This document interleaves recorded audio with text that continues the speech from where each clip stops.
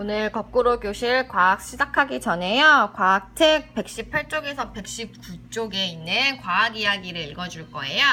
우리가 실험했던 기체가 압력을 받았을 때 부피가 어떻게 변하는지를 옛날 과학자 보일이 발견을 했거든요. 여기에 대해서 우리 교과서 한번 읽어보고 넘어가도록 하겠습니다. 자, 우리 친구가 도와줄 거예요. 네? 교과서 읽어주세요.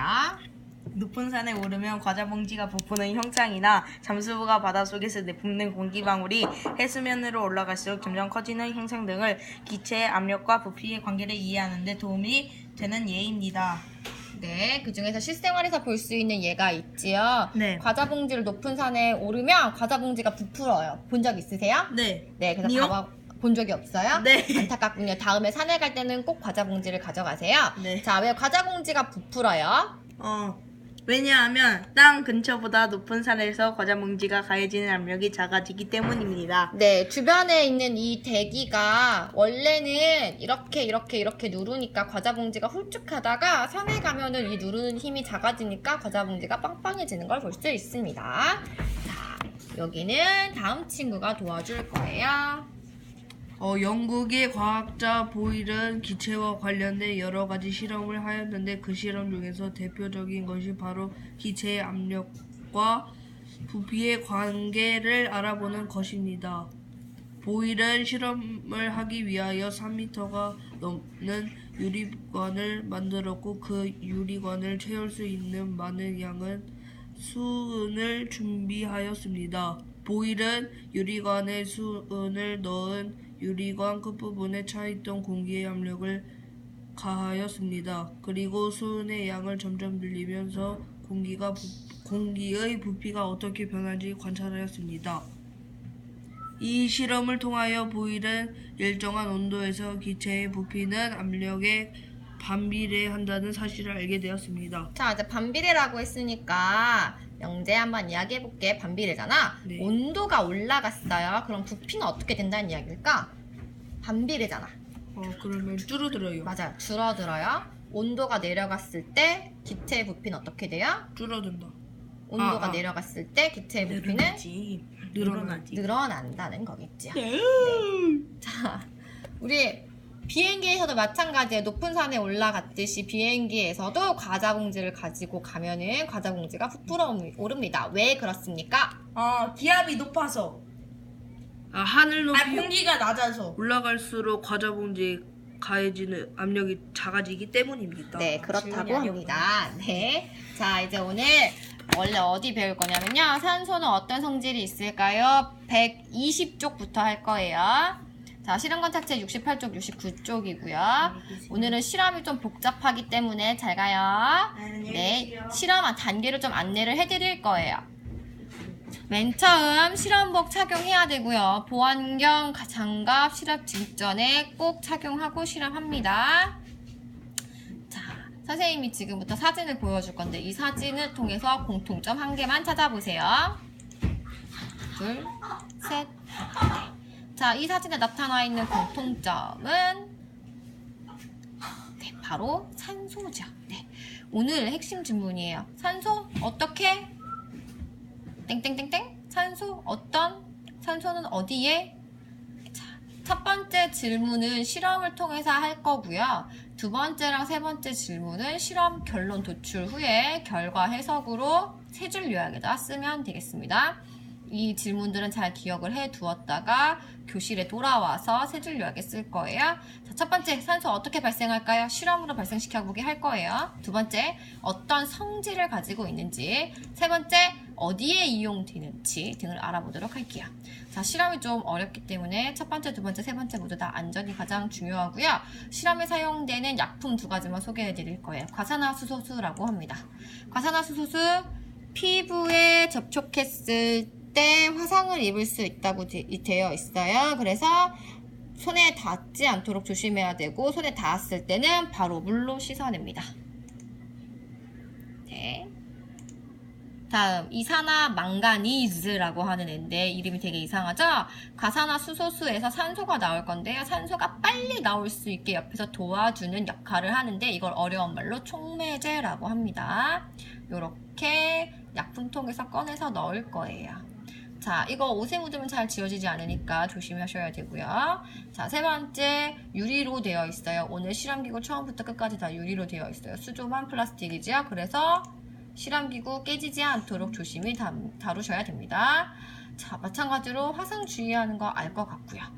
자, 우리 산소 어떻게 발생시키는지 한번 볼게요.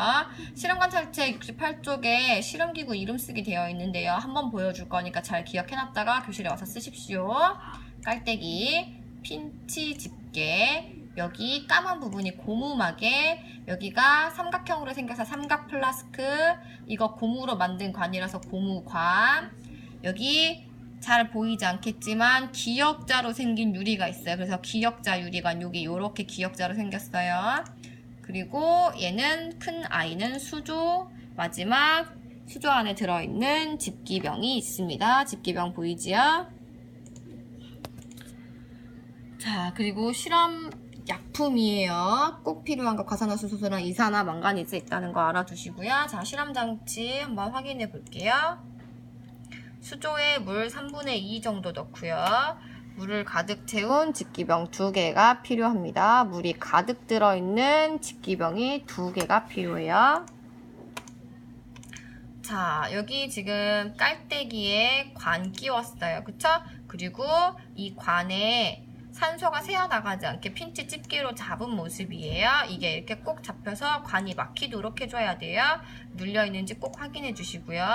핀치 집게가 고무관을 꽉 조여서 새어나가지 않게 해야 합니다. 자, 볼게요. 기체가 새지 않게 고무박의 연결 부위에 고무차를 붙인다고 했지요. 여기 까만 게 고무막인데요. 이 주변에 공기가 새어나가지 않도록, 산소가 새어나가지 않도록 고무차력으로 꼼꼼하게 덮어주시면 되고요. 자, 이제 실험 순서 한번 볼 거예요. 자, 첫 번째, 이산화망가니즈에 물을 넣어서요. 삼각 플라스크에다 넣어주는 거예요. 그리고 깔때기에는 묽은 과산화수소수를 넣어줍니다. 자, 핀치 집게 열어서 과산화수소수를 한 번에 떨어뜨린 다음에 빨리 닫아야지 기체가 새어나가는 걸 방지할 수 있어요. 자, 또 삼각 플라스크를 관찰해서 겉면을 한번 만져보세요. 어떤 현상이 일어나는지 관찰을 하실 수 있어야 합니다. 자, 다음 집기병에 산소가 3분의 2 정도 차면요. 물속에 유리관 입구로 막고서 물에서 꺼내야 돼요. 물속에서 유리판으로 입구를 막고 물에서 꺼내야 돼요. 무엇을? 집기병을. 여기 잘 안 보이겠는데 여기 있는 집기병을 어디 갔니? 여기 있는 집기병을 산소가 3분의 2 정도 차면은 꺼낼 수 있어야 됩니다. 자, 할 일이 되게 많아요. 깔때기에 과산화수소 넣는 거 따로, 핀치 집게 열고 닫는 사람 따로, 집기병에 산소, 포집은 모은다는 뜻이죠. 모으는 사람 따로, 유리판 건네주는 사람 따로, 산소 포집 도움이 따로 있어야 됩니다. 자, 행동아, 이거 네? 읽어주세요. 수저를 몸 가까이 쳐다 놓기. 두 번째, 한 사람이 기역자 유리관을 집기병을 동시에 잡기. 네, 보이죠? 보이죠? 이렇게 한 손 동시에 잡으셔야 돼요. 또, 비스듬히 기울여서. 무엇을 비스듬히 기울일까?